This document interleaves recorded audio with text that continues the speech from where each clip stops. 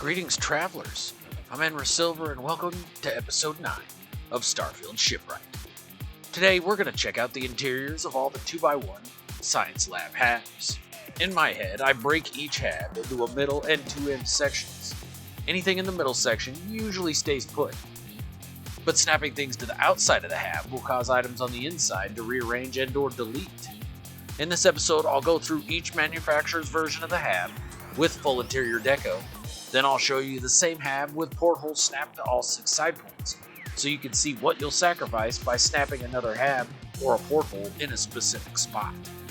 Each Science Lab hab has a hull of 5. Let's start with Deimos. The Deimos Science Lab hab has an island in the middle with a research station and a science workbench. The middle also has counters running down each side. Both ends have a smaller counter on one side with a stool. Each end also has a storage and one has lockers. And here's what it looks like with 6 portholes.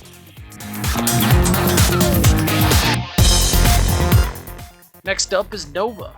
This hab is definitely more cluttered than Deimos. The middle island is purely research counters, while both sides have smaller research counters. One middle side has the research station and science workbench with 1 locker, while the other side has 2 lockers, a smaller research counter, and a desk. Both ends are almost entirely storage. One does have a small table and a chair. Here's what the hab looks like with 6 portholes. One more thing to mention, this hab also contains 2 passenger spots.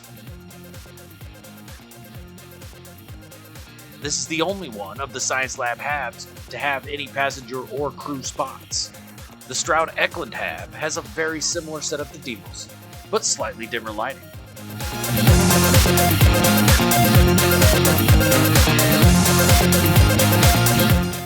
And here's what it looks like with 6 portholes.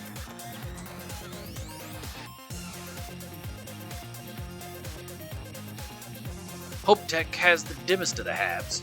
There is no middle counter, but the middle does have a desk, a computer station, a research station, and a science workshop. On one end, the hab has a small table and chairs, storage, and a small countertop. The other end has storage, a few chairs, a table, and a whiteboard. And here it is with 6 portholes.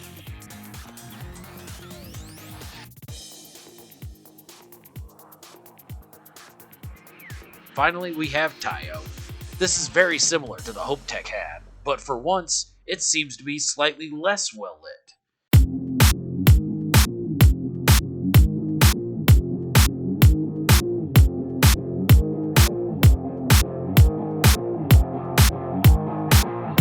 And here's what it looks like with 6 portholes.